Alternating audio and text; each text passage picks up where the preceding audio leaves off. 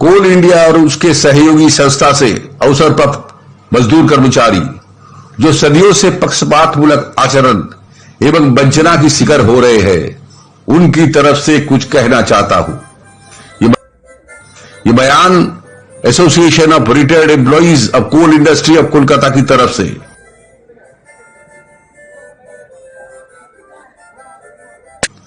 प्यारे साथी, कोयला शिल्प राष्ट्रीयकरण के बाद हर साल पिछले साल से अधिक उत्पादन हो रहा है। कोयला इंडस्ट्री के मजदूर कर्मचारी अपना खून पसीना एक करके देश की सबसे कीमती जलानी उत्पादन को रफ्तार से उस जगह पर ले गए जिससे आज कोल इंडिया भारत सरकार के एक महारत्न संस्था बन गए। जब हमारे देश के सारे राष्ट्रीय संस्था एक के बाद एक घाटे में चल रहे हैं, तब हमारे प्यारे ये कोल इंडिया रेगिस्तान में जैसे मरुद्यान की तरह देश की एकमात्र लाभदायी सरकारी संस्था बनकर खड़े हुए हैं। यह अहंकार कोयला मजदूर के दिलों में छुपा हुआ है, परंतु हम लोग देख रहे हैं राष्ट्रीय कोयला शिल्प से अवसरप्राप्त मजदूर एवं कर्मचारी अपने कर्मकाल में जो बलिदान दिया है, उसके बदले में अवसरकालीन सुविधा से वंचित हो रहे हैं। ये कड़वा सच है, अचरज की समापतन। ये वंचना इस प्रकार है कि एक तरफ कोल इंडिया से रिटायर्ड मजदूर कर्मचारी के लिए एक कानून, दूसरी तरफ आधिकारिक के लिए दूसरी कानून। एक देश, एक शिल्प, एक आय, एक जातीयकरण, एक भविष्य निधि, एक मंत्रालय, एक चेयरमैन, एक बैलेंस शीट, एक मुनाफा, एक डिविडेंड। लेकिन सामाजिक सुरक्षा की सवाल में दो विभाजित कोल इंडिया, आधिकारिक के लिए अपरिमित कोल इंडिया और मजदूर कर्मचारी के लिए परिमित कोल इंडिया। जबकि कोल इंडिया की मुनाफे का धन है कोयला, तब वो उत्पादित मुनाफे का बंटन समारूप में होनी चाहिए। 2007 से मजदूर कर्मचारी आधिकारिक दोनों ही राष्ट्र की कर्मी है। दोनों का वेतन कोयला बेचने से ही आते हैं। जहां कोल इंडिया के आधिकारिक को मुफ्त में 25 लाख रुपया का अवसरकालीन सुविधा मिलता है, वहां मजदूर कर्मचारी को 40,000 रुपया से 5 या 8 लाख रुपया का चिकित्सा सुविधा खरीदना पड़ता है, वो भी सिर्फ 2 जन के लिए। आधिकारिक को 25 लाख रुपया का अवसरकालीन चिकित्सा सुविधा से अतिरिक्त सालाना 36,000 रुपया रोकड़ा मिलता है, जबकि मजदूर कर्मचारी को उस खाते में कुछ नहीं मिलता। सवाल ये उठता है, क्या राष्ट्र के सामने कोयला मजदूर और आधिकारिक की कीमत अलग है? ये कैसा विचारधारा, ये कैसा अमानवीय आचरण। कोल इंडिया अथॉरिटी राष्ट्र के संज्ञा ही बदल दिया।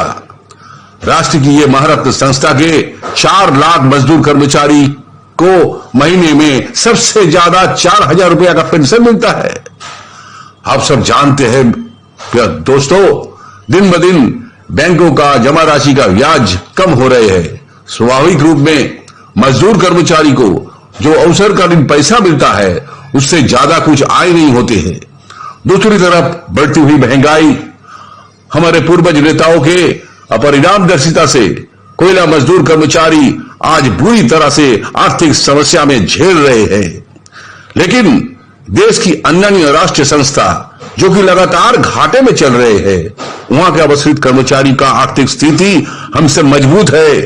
वो लोग इस तरह से वंचित नहीं हो रहे हैं। वहां के कर्मचारी को 50% हार में पेंशन मिलता है। कोल इंडिया में जो पेंशन चालू है, जिसे CMPS 98 कहा जाता है, वो थर्ड बेनिफिट के रूप में घोषित होंगे कि नहीं, भविष्य में यह सोचने की बात है। उसका कोई दिशा हम नहीं देख पाते।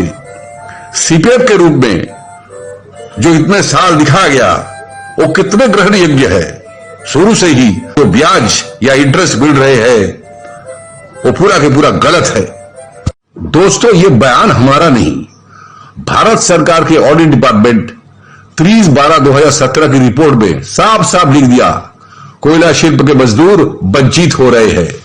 साथियों, जरा ध्यान से सुनिएगा, जमानों से मजदूर कर्मचारी कैसे पक्षपात की शिकार हो रहे हैं। 1 नंबर, आधिकारिक को 1/1/2007 से सुपर एनुएशन बेनिफिट सैलरी के 30% मिल रहा है, वहां मजदूर कर्मचारी को वही बेनिफिट मिलता है सिर्फ 15 से 16%। 2 नंबर, आधिकारिक के लिए 2 पेंशन की सुविधा, एक कोल माइंस पेंशन स्कीम 98, दूसरा CIL executive defined pension scheme 2007 with CIL contribution जो चालू हुए हैं 1/4/2019 से विद इफेक्ट फ्रॉम 2017। वहां मजदूर कर्मचारी के लिए सिर्फ एक पेंशन, कोई सेकंड बेनिफिट नहीं। CMPS 98 कभी समीक्षा नहीं किया इस मामले में, पेंशन के साथ DA नहीं जोड़ा गया। शर्म की बात है, मजदूर कर्मचारी को न्यूनतम 60 रुपया पेंशन मिलता है आज के दिन में, जबकि एक आधिकारिक को सर्वोच्च 70,000 रुपया पेंशन मिलता है। 3 नंबर, CPRMS के तहत सन 2012 से आधिकारिक को स्पाउस के साथ 25 लाख रुपया का चिकित्सा सुविधा मिलता है, उसके साथ रोकड़ा 36,000 रुपया मुफ्त में मिलता है। इधर हमारा मजदूर कर्मचारी को 5 से 8 लाख रुपया का चिकित्सा सुविधा स्पाउस के साथ मिलने के लिए 40,000 रुपये से खरीदना पड़ता है। धिक्कार है। 4 नंबर, ग्रेचुइटी सन 1/1/2017 से आधिकारिक को मिलते हैं 20 लाख रुपया, उधर मजदूर को मिलते हैं 10 लाख रुपया। साथ ही हमारी मांग पक्षपातहीन अवसरकालीन सुविधा, एक एवं अनन्य पेंशन व्यवस्था, मेडिकल और ग्रेचुइटी CMPS पेंशन पर्यालोचना, न्यूनतम 10,000 रुपया पेंशन OVDA के साथ। कोल इंडिया अथॉरिटी से हमारा गुजारिश है, हमें कोई भीख नहीं चाहिए, हमें हमारा हक दिलवा दो, और ये हक दिया है हमारे देश की संविधान। हर दिन मजदूर अपनी जिंदगी दांव पे लगाते हुए खदान से कोयला उठाते हैं और उस कोयला से उत्पादित होते हैं ऊर्जा या विद्युत, जिसके जरिए सारा देश चलती है। अगर ये खदान बंद हो जाएगा तो ये देश भी बर्बाद हो जाएंगे, लेकिन कोयला मजदूर ऐसा नहीं चाहते हैं। ये देश हमारा प्यारा है, ये कोयला खदान भी हमारा प्यारा है।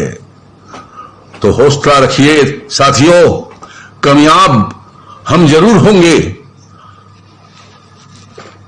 अंत में एक आवाज उठाइए, मजदूर कर्मचारी एकता जिंदाबाद।